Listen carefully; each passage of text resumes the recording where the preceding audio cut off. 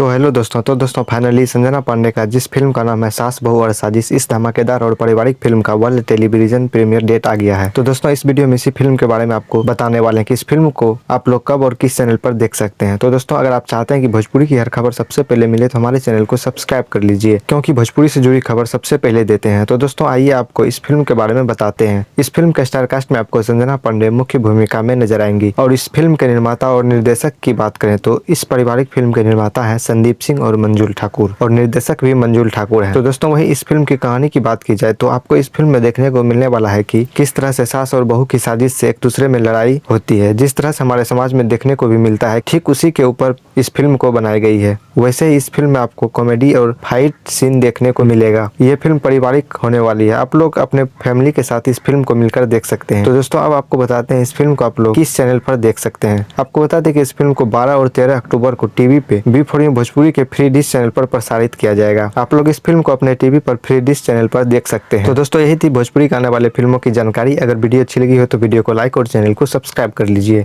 मिलते हैं अगली वीडियो में, तब तक के लिए धन्यवाद।